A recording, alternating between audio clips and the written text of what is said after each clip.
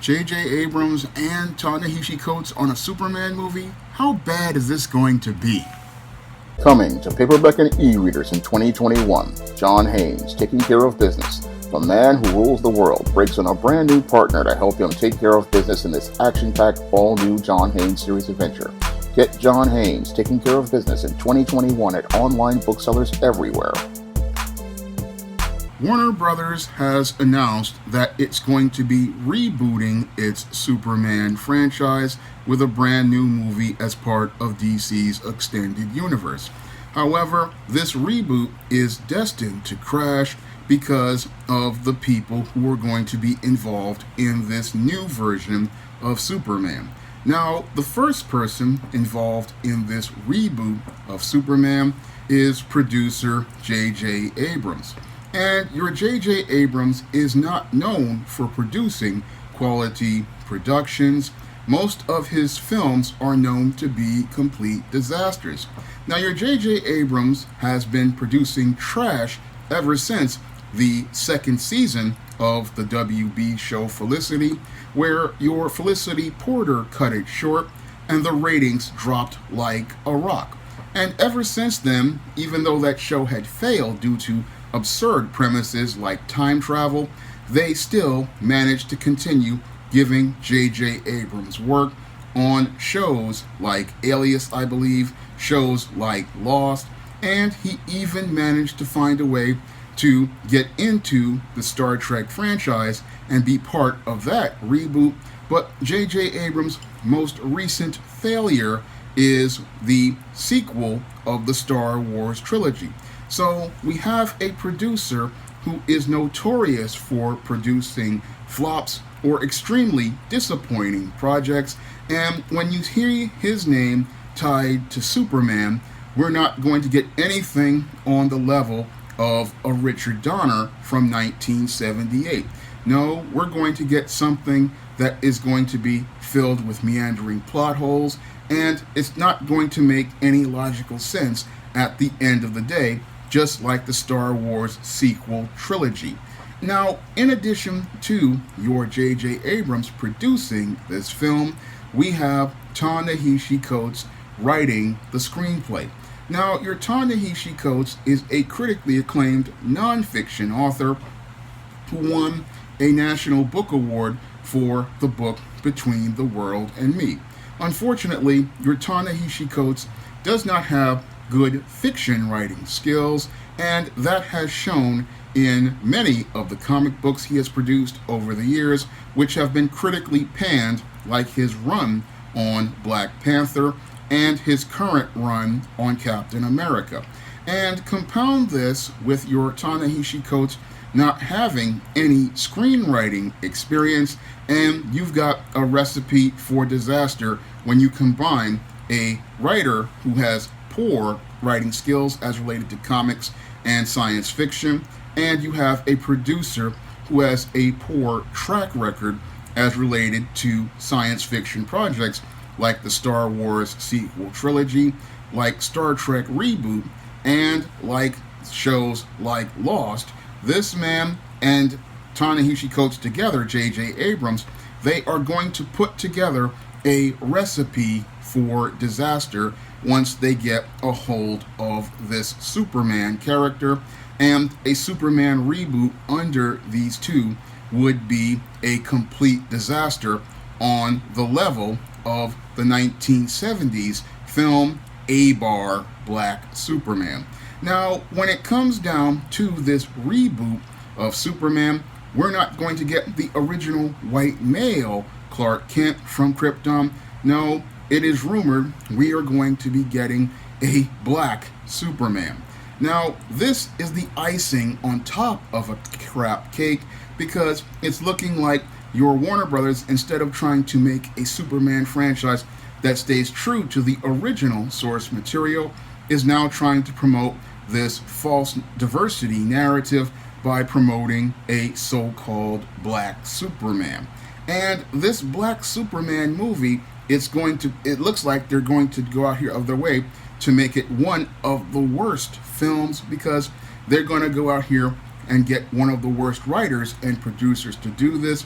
And I believe that they're doing this to be passive aggressive, because passively they're going to go out here and promote their so-called black Superman, but aggressively they're going out of their way to put all the elements together to ensure that this film fails, so that they can go out here and tell all of these black fantasy fans, black sci-fi fans, and black manga fans who made Black Panther an international box office hit and made $500 million here in America, that when we make movies featuring black superheroes, they fail. And the reason why they fail is because nobody wants to go see them. That's the excuse they want to have, and they want to go out here by passively making a black Superman movie, but aggressively doing everything to sabotage it so that they won't have to go out here and make other productions that feature black characters. Now, I find it interesting that Warner Brothers wants to make a movie featuring a black Superman when we already have existing characters that they could make. Because when I look at the whole concept of a black Superman, it reeks of the tokenism I've been seeing, where they reskin these characters like Tim Fox and Miles Morales and make them Batman and Spider-Man, but the only thing that's different about them is their skin color. And instead of us seeing the content of their character, all we're seeing is the color of their skin. And this character, again, they want to use possibly either this Val-Zod or this other character, but to me, I don't really see either of those guys as Superman. There is only one Superman created by Jerry Siegel and Joel Shuster, and that is Kal-El from Krypton, and he's a white man. So let people have Kal-El from Krypton, let him stay white, because we've already got a great black character who already is a part of the DC universe, and his name is Icon. Why can't Warner Brothers go out here and get a qualified writer to write a screenplay for Icon? I mean, this character is just like Superman, and he's a part of a universe filled with great black heroes. And if you announce an Icon movie, that would start the building of a Dakota verse in the DC extended universe, because you're already in development of a Static movie, and all you have to do at the end of the credits is show a clip of Augustus Freeman coming out of a courthouse, and you've got the start of an Icon movie right there. And you could use that as a building block towards building that milestone universe, and you could build positive publicity because people are fans of the milestone universe and they're fans of Icon out there, and you could build strong anticipation for a film instead of getting all of this negative blowback as related to the upcoming dumpster fire that they're getting ready to make with this whole Superman reboot movie, which is already going to split